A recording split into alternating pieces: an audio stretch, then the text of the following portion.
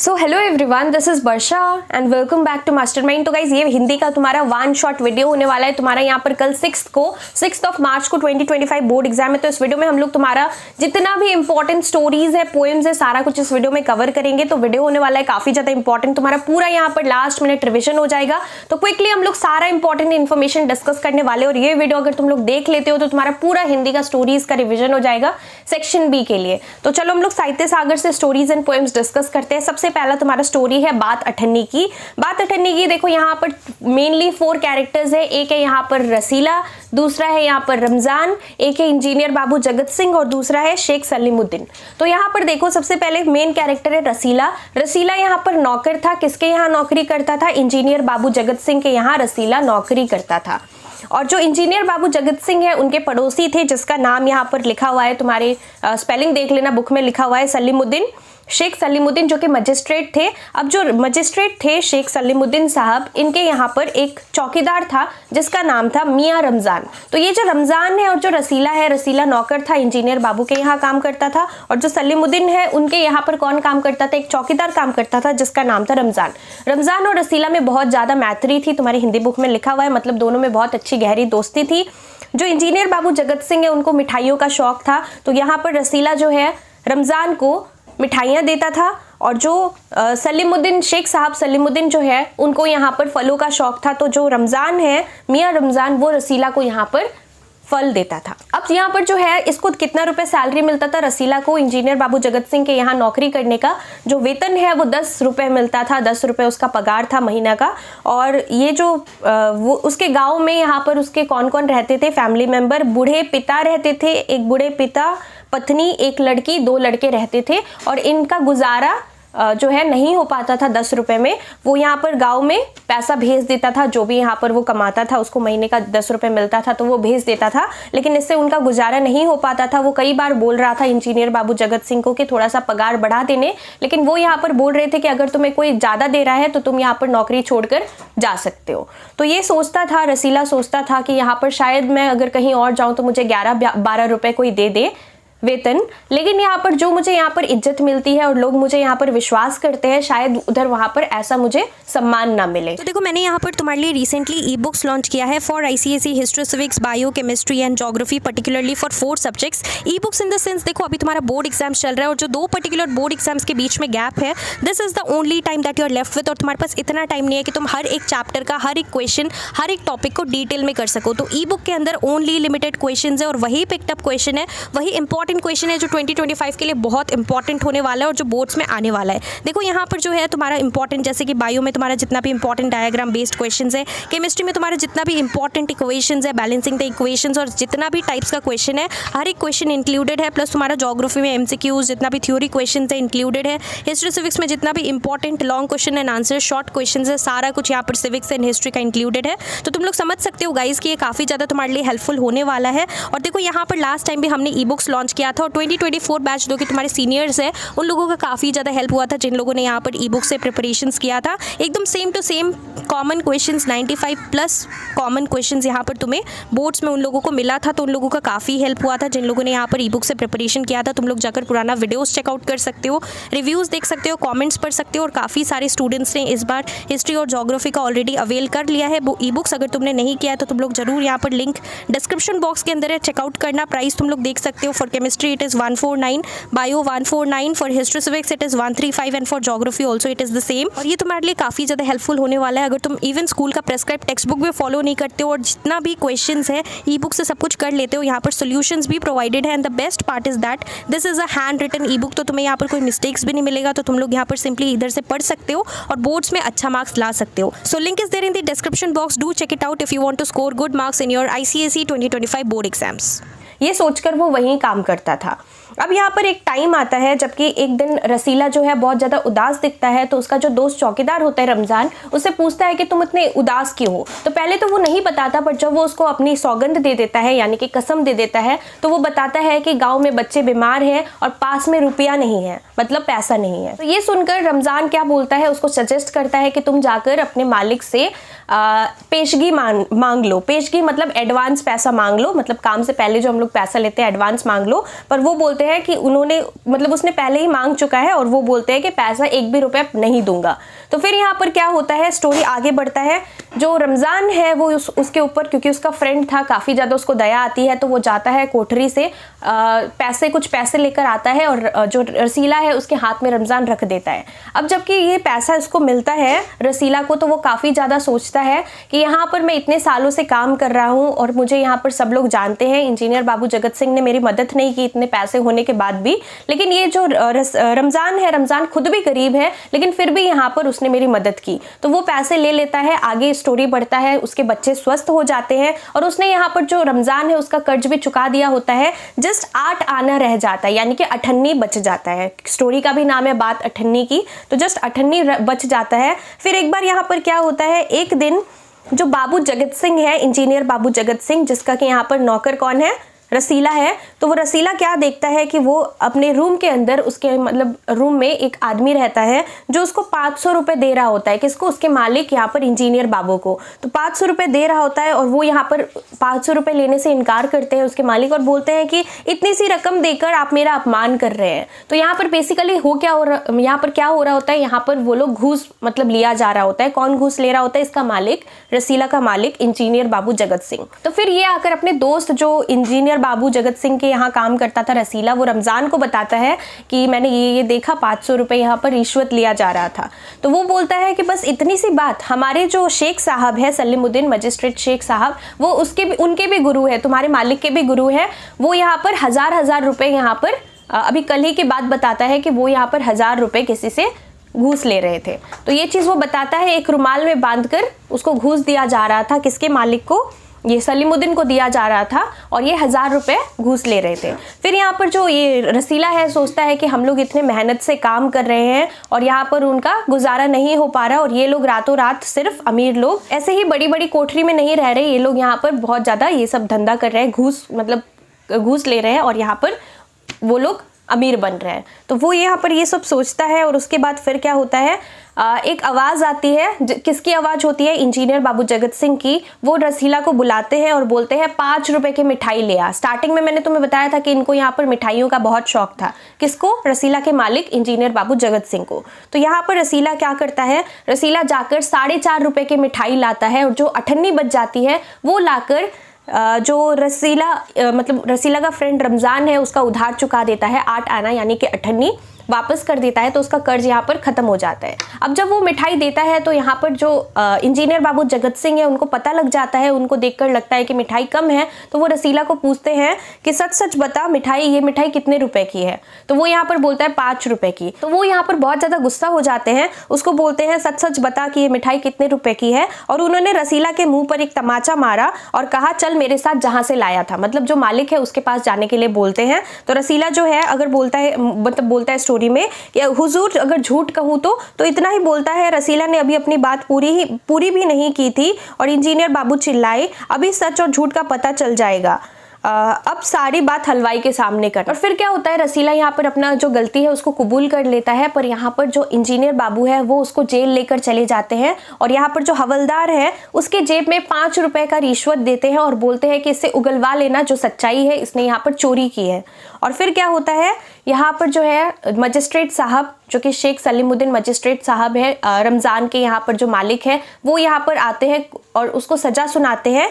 6 महीने की सज़ा सुनाई जाती है। उसने अपना कबूल कर लिया था गुनाह, फिर भी यहाँ पर उसको 6 महीने के लिए सज़ा सुनाई जाती है, जस्ट 98 चोरी के लिए। और फिर यहाँ पर जो है जब ये सज़ा सुनाते हैं तो एक रुमाल से अपना मुंह पोंछते हैं। जो शेख साहब है वो अपने रुमाल से एक मुंह पोंछते हैं। तो वो कौन सा रुमाल होता है? वो वही रुमाल होता है जिससे कि उसके फ्रेंड जो है, उसका फ्रेंड रमज़ान ने बताया था कि वहाँ पर एक जो रुमाल में 1000 रुपये का रिश्वत उसको किसी ने दिया था, तो वही रुमाल था। तो फिर यहाँ पर उसको बहुत ज़्यादा गुस्सा आता है उसके फ्रेंड को, रसीला के फ्रेंड को, क्योंकि उसको जेल में ढाल दिया जाता है। तो जो रमज़ान है बहुत ज़्यादा यहाँ पर जो है गुस्सा हो जाता है। फिर वो घर आता है तो उससे एक दासी पूछती है कि तुम्हारे फ्रेंड रसीला का क्या हुआ? तो वो बोलता है कि 6 महीने की जेल हो गई। तो दासी बोलती है वो इसी लायक था। तो ये सुनकर वो बहुत ज़्यादा गुस्सा हो जाता है और बोलता है, क्या बोलता है, रमज़ान गुस्से से बोलता है यह इंसाफ नहीं, अंधेर है, सिर्फ एक 98 की ही तो बात थी। यहाँ पर जो रात के समय जब 1500 के चोर नरम गद्दे पर मीठी नींद ले रहे थे, 98 का चोर जेल की तंग अंधेरी कोठरी में पछता रहा था। तो यही हमारा स्टोरी है बात अठन्नी की। हम लोग आगे बढ़ते हैं। नेक्स्ट हमारा स्टोरी है काकी। काकी देखो मैं एकदम शॉर्ट में बताती हूँ, एकदम यहाँ पर बहुत ही इजी स्टोरी है, तुमने बहुत बार पढ़ा होगा। काकी जो है इसमें यहाँ पर काकी जो है माँ को ही बोला जाता है। तो जो काकी है श्यामू रहता है, श्यामू की माँ जो है जब वो सुबह उसकी नींद खुलती है तो वो देखता है कि उसकी जो काकी है, जो माँ है, उनका नाम यहाँ पर उमा था। तो वो यहाँ पर भूमि शयन कर रही होती है, मतलब उसको जमीन पर ऐसे कंबल पर लेटाया जाता है और वह एक कपड़ा ओढ़े हुए कंबल पर भूमि शयन कर रही थी। तो लोग यहाँ पर बहुत उसको घेर कर बहुत यहाँ पर जो है रो रहे थे। तो जो श्यामू है वो यहाँ पर सोचने लगता है कि ऐसा क्या हो गया। फिर यहाँ पर जब उसको शमशान में जलाने के लिए ले जाया जा रहा होता है उसकी काकी को, तो वो बहुत ज़्यादा मतलब कि जाने नहीं, वो बोलता है मैं काकी को कहीं ले जाने नहीं दूंगा। तो फिर लोग उसको मतलब बहुत मुश्किल से संभालते हैं। उसको यहाँ पर एक दासी होती है, वो उसको यहाँ पर लेकर बैठती है। उसके बाद क्या होता है, यहाँ पर जो बुद्धिमान गुरुजन है उसे यहाँ पर विश्वास दिलाते हैं कि तुम्हारी काकी जो है मामा के यहाँ गई है और बहुत जल्द वापस लौट जाएगी। तो यहाँ पर धीरे धीरे कर यहाँ पर तुम्हारी स्टोरी में लिखा है कि धीरे धीरे कर यहाँ पर सच सामने आ ही जाता है, ज़्यादा दिन तक झूठ नहीं छुपा रहता। तो कुछ बच्चे यहाँ पर आस पड़ोस के उसको बोल देते हैं कि तुम्हारी काकी जो है तुम्हारी माँ राम के यहाँ गई है। तो वो ये सुनकर बहुत ज़्यादा उदास हो जाता है, कई दिनों तक रोता है। फिर कुछ दिन बाद वो शांत हो जाता है, लेकिन मतलब रोना उसके आंखों से आंसू सूख जाते हैं, लेकिन फिर भी वो बहुत ज़्यादा दुखी रहने लगता है और अकेले में यहाँ पर बैठकर सोचा करता है घंटों घंटों तक। एक दिन वो बाहर यहाँ पर आसमान की ओर देखता है तो उसे एक पतंग दिखाई देती है। तो उसके दिमाग में अचानक से एक आइडिया आता है और वो बहुत ज़्यादा खुश हो जाता है।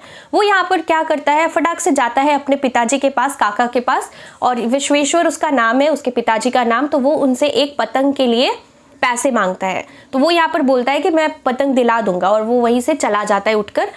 उतना इम्पोर्टेंस उसके बात को नहीं देता। और उसके बाद क्या होता है, वो बहुत ज़्यादा सीरियस हो जाता है। श्यामू इस बात को लेकर बहुत ज़्यादा सीरियस था और वो क्या करता है, एक रूम में जाता है और वहाँ पर एक स्टूल को सरकाकर खूंटी पर एक कोट टंगा रहता है। किसका कोट होता है, उसके पिताजी का, उसके पापा का कोट रहता है, जो कि यहाँ पर कोट के जेब से वो क्या करता है, कोट के जेब से एक चवन्नी चुरा लेता है और वो अपने दोस्त भोला को यहाँ पर वो चवन्नी देता है और बोलता है भोला तुम अपनी जीजी से कहकर एक यहाँ पर पतंग मेरे लिए ला दो।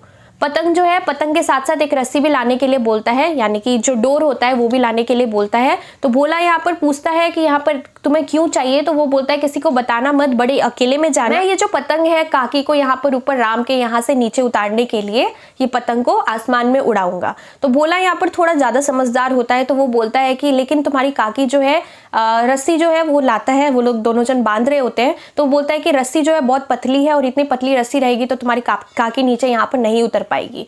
तो फिर यहाँ पर भोला जो है बहुत ज़्यादा, भोला नहीं श्यामू बहुत ज़्यादा दुखी हो जाता है और वो सोचने लगता है कि अब यहाँ पर मैं मोटी रस्सी के लिए पैसे कहाँ से जुगाड़ करूँ। तो वो उसके लिए मतलब इस तरीके से उसको लगता है कि बात लाख रुपए की हो गई हो। फिर वो क्या करता है, रात भर सोचने लगता है, उसको नींद नहीं आती। फिर से वो वही तरकीब जो उसने पहले एक चवन्नी चुराई थी वही तरकीब इस्तेमाल करता है और विश्वेश्वर के कोट से जाकर फिर से पैसा चुरा लेता है। इस बार वो 1 रुपया चुराता है और फिर से भोला को पैसे देता है और बोलता है कि 2 मोटी मोटी रस्सियां ले आना, नहीं तो यहाँ पर एक रस्सी जो है ओछी पड़ जाएगी, यानी कि छोटी पड़ जाएगी, इसलिए तुम 2 मोटी मोटी रस्सियां लेकर आना, बहुत अकेले में जाना, किसी को मत बताना। और मैं यहाँ पर एक जवाहर भैया है उसको कहकर काकी लिखवाकर उसके नाम की चीट जो है, उनके नाम की एक चीट बनाकर पतंग पर चिपका दूंगा। अगर नाम की चीट रहेगी तो वो पतंग काकी तक ही पहुंचेगी, ये यहाँ पर बोलता है। और उसके बाद जब वो लोग बांध रहे होते हैं पतंग, तभी यहाँ पर अचानक से विश्वेश्वर आ जाते हैं। और बोला गया स्टोरी में कि जैसे ही कोई भी शुभ कार्य में विघ्न यानी कि बाधा आ जाती है, उसी तरीके से विश्वेश्वर अचानक से वहां पर पहुंच जाते हैं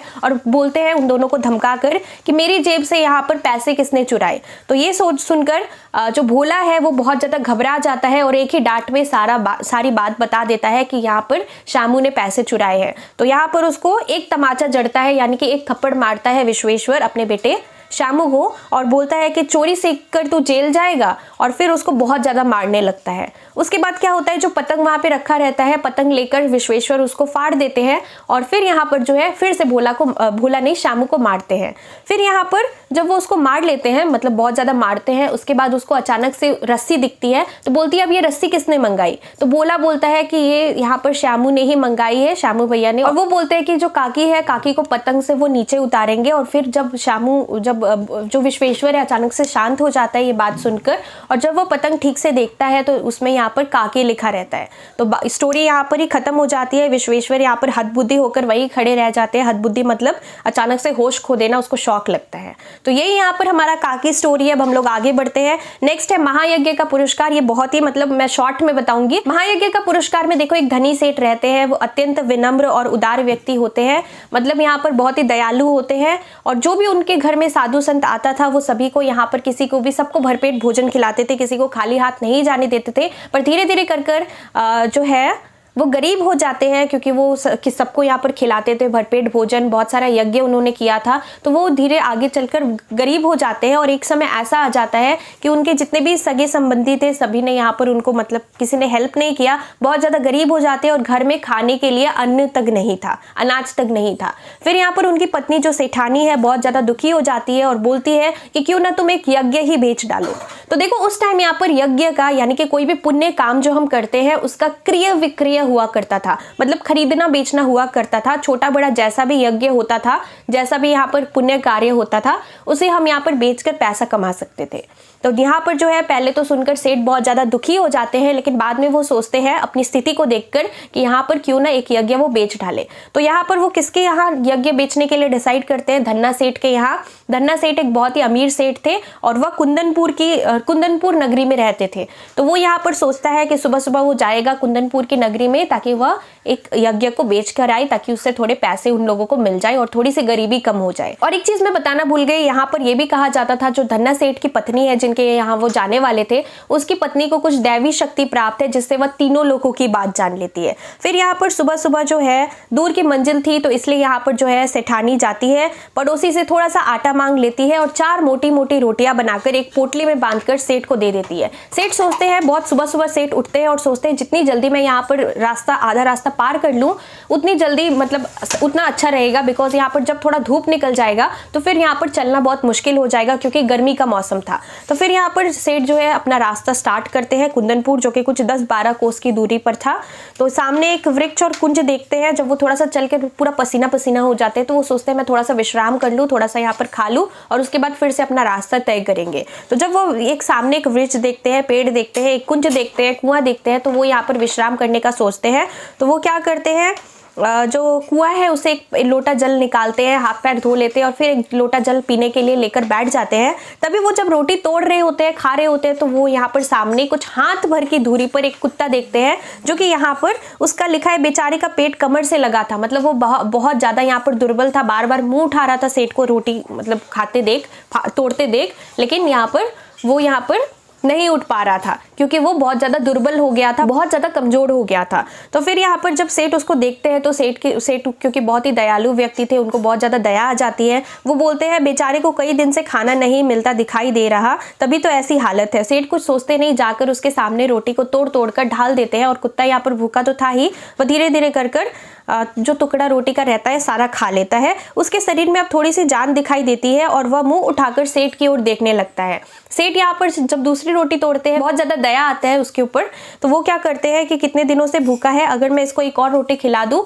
तो ये थोड़ा चलने फिरने योग्य हो जाएगा और सामने अगर कोई बस्ती होगी तो वो यहाँ पर चला जाएगा। तो सेठ यहाँ पर क्या करते हैं, दूसरी रोटी जो है वो भी कुत्ते को खिला देते हैं और अब कुत्ते में थोड़ी सी जान आ जाती है और कुत्ता खिसकते खिसकते सेठ के समीप आ जाता है। अब वो क्या करते हैं, सोचते हैं कि यहाँ पर उसको एक मैं और रोटी दे दूँ, तीसरी रोटी जो है वो भी उनको उस कुत्ते को खिला देते हैं। और फिर यहाँ पर जब वो चौथी रोटी जब खा रहे होते हैं तो फिर से कुत्ता मतलब 3 रोटी खाने के बाद भी उनकी ओर यहाँ पर देखता रहता है और मतलब उसकी आंखों से देखकर ऐसा लगता है कि वो चौथी रोटी भी मांग रहा है। तो सेठ ज़्यादा सोच विचार नहीं करते और बोलते हैं बेचारा हाई कितने दिनों से भूखा है। तो वो यहाँ पर जो चौथी रोटी है वो भी यहाँ पर उसको खिला देते हैं और खुद सोचते हैं कि मेरा क्या है, मैं सिर्फ 1 लोटा जल पीकर भी अपना गुजारा कर सकता हूँ फिलहाल के लिए। तो वो यहाँ पर क्या करते हैं, स्वयं 1 लोटा जल पीकर थोड़ा विश्राम कर चले जाते हैं और रोटी एक भी नहीं खाते, चारों की चारों रोटियाँ वो कुत्ते को खिला देते हैं। अब जब वो शाम का समय था तब वो कुंदनपुर यहाँ पर पहुँचते हैं। तो यहाँ पर सेठ और सेठानी ने उनका स्वागत किया, धन्ना सेठ और सेठानी ने। यहाँ पर जो सेठानी है वो बोलती है कि यज्ञ खरीदने के लिए तो हम तैयार हैं, लेकिन आपको अपना महायज्ञ बेचना होगा। तो सेठ यहाँ पर बहुत अचरज में पड़ जाते हैं, बहुत यहाँ पर मतलब कि शॉक हो जाते हैं और बोलते हैं महायज्ञ, मैंने तो बरसों से कोई यज्ञ ही नहीं किया क्योंकि मेरी स्थिति ही ऐसी नहीं थी, क्योंकि वो बहुत गरीब होते हैं। तो यहाँ पर सेठानी बोलती है कि नहीं, आपने आज रास्ते में एक बहुत ही बड़ा यज्ञ किया है और अगर आप वह यज्ञ को बेचने के लिए रेडी है तो हम खरीदेंगे, नहीं तो नहीं। तो सेठ को लगता है कि उनका यहाँ पर मजाक बनाया जा रहा है, इन लोगों को यहाँ पर यज्ञ खरीदना ही नहीं है। तो यहाँ पर सेठ जो है क्या करते हैं, सेठ को यहाँ पर बोलती है, जो धन्ना सेठ की पत्नी होती है वो सेठानी, वो उनको बोलती है कि आज आपने रास्ते में स्वयं ना खाकर एक कुत्ते को चारों की चारों रोटियां खिला दी, यज्ञ नहीं तो क्या है। तो यहाँ पर सेठ क्या बोलते हैं कि ये कोई यज्ञ नहीं है, यज्ञ कमाने की, ये लाइन बहुत इंपॉर्टेंट है, यज्ञ कमाने की इच्छा से धन दौलत लुटाकर किया गया यज्ञ सच्चा यज्ञ नहीं होता, निस्वार्थ भाव से किया गया कर्म ही सच्चा यज्ञ महायज्ञ होता है। ये लाइन कौन बोलता है?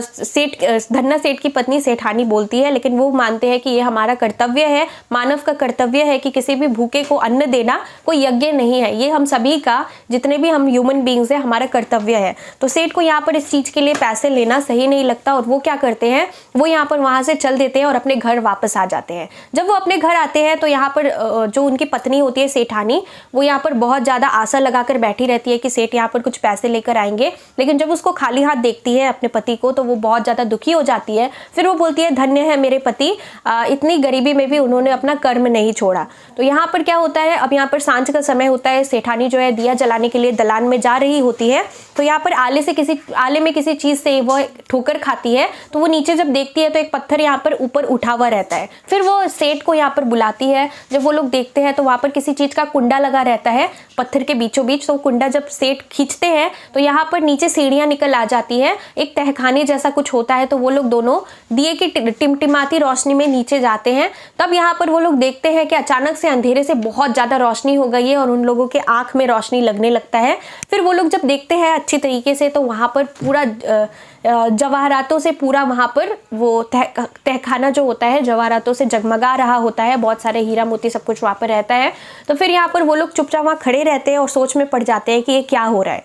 फिर अचानक से एक आवाज़ आती है और आवाज़ में बोला जाता है, ओ सेठ, तुम स्वयं ना खाकर मरनासन कुत्ते को अपनी चारों रोटियां तुमने खिला दी, ये जो तुमने यज्ञ किया है, महायज्ञ किया है, इसका ये पुरस्कार है। ये भगवान की तरफ से एक ध्वनि यानी कि आवाज़ आती है।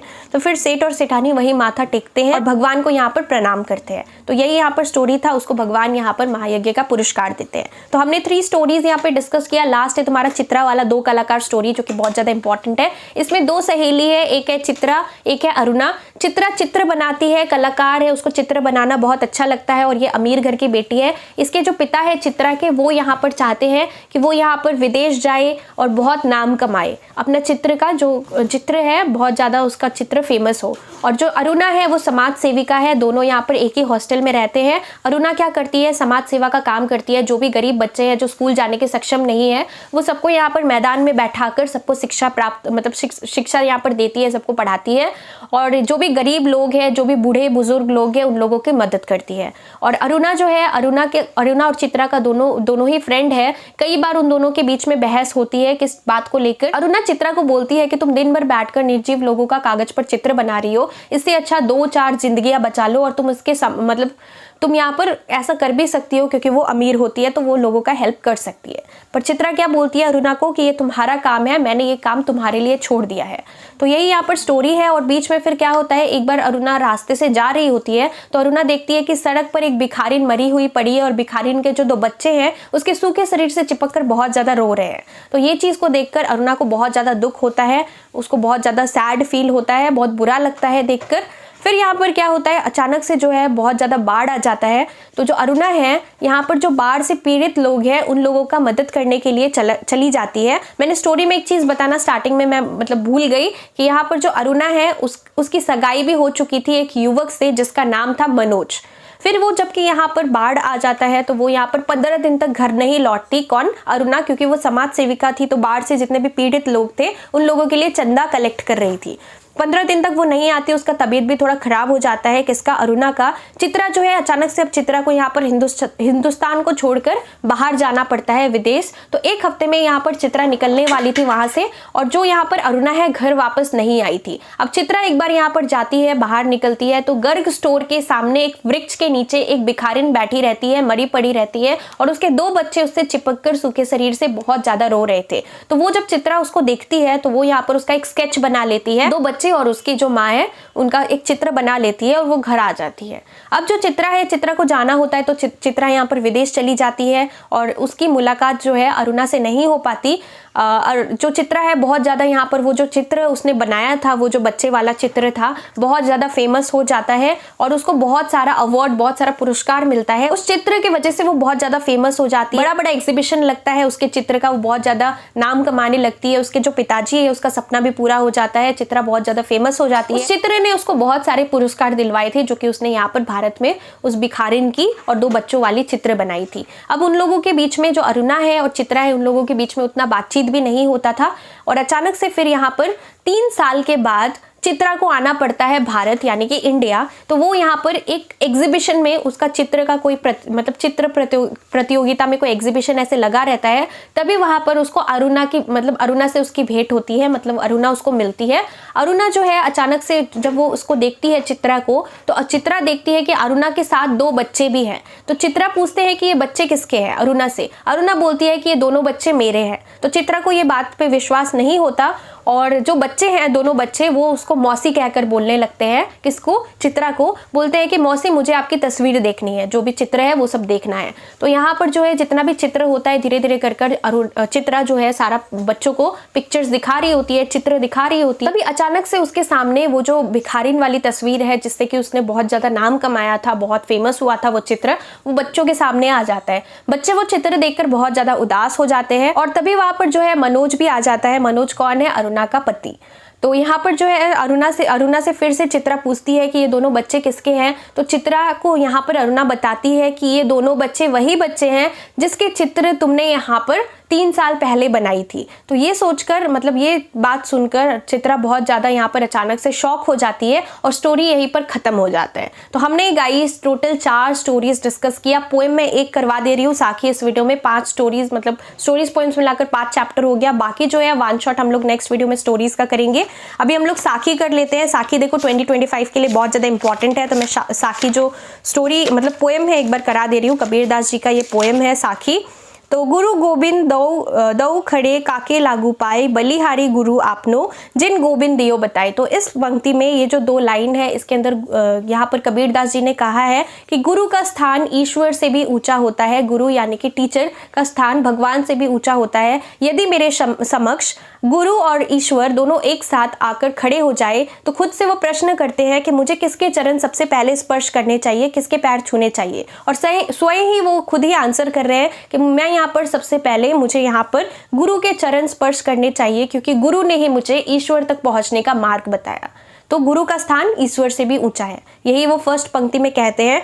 सेकंड पंक्ति में लिखा है, जो सेकंड दोहा है उसमें लिखा है, जब मैं था तब हरि नहीं, अब हरि है मैं नाही, प्रेम गली अति सांकरी, तामे दो न समाही।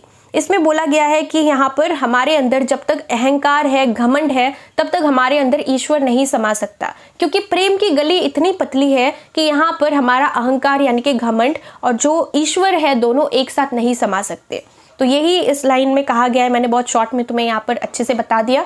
नेक्स्ट यहाँ पर थर्ड दोहा है, काकड़ पाथड़ जोड़ी के मस्जिद लई बनाए, ता चढ़ी मुल्ला बाग दे, क्या बहरा हुआ खुदाए। तो इस लाइन में तीसरी पंक्ति में जो तीसरा दोहा है, उसमें यहाँ पर मुसलमानों के बारे में इसने कबीरदास जी ने कहा है, मुसलमानों को फटकारा है किस बात के लिए, कि वो कंकड़ पत्थर जोड़कर मस्जिद बनाते हैं और मस्जिद के ऊपर स्पीकर लगाकर, जो कि यहाँ पर स्पीकर होता है, स्पीकर लगाकर बाग देकर अल्लाह को क्यों इतनी जोर जोर से पुकार रहे हैं। अल्लाह कोई बहरा तो नहीं है जो सिर्फ जोर जोर से स्पीकर लगाकर बोलने पर ही, चिल्ला चिल्ला कर बोलने पर ही हमारा जो मतलब जो भी हम भगवान से, अल्लाह से मांग रहे हैं, वो हमारी स्वीकृति दे, यानी कि हमारी बात को सुने। तो वही यहाँ पर बोला गया है। नेक्स्ट यहाँ पर जो चौथा दोहा है उसमें लिखा है, पाहन पूजे हरि मिले तो मैं पूजू पहाड़, ताते ये चाकी भली पीस खाए संसार। अब हिंदू को मूर्ति पूजा के लिए इन्होंने क्रिटिसाइज किया है, फटकारा है। यहाँ पर लिखा है अगर पाहन यानी कि पत्थर को पूजने से, पत्थर की पूजा करने से अगर मुझे हरि मिले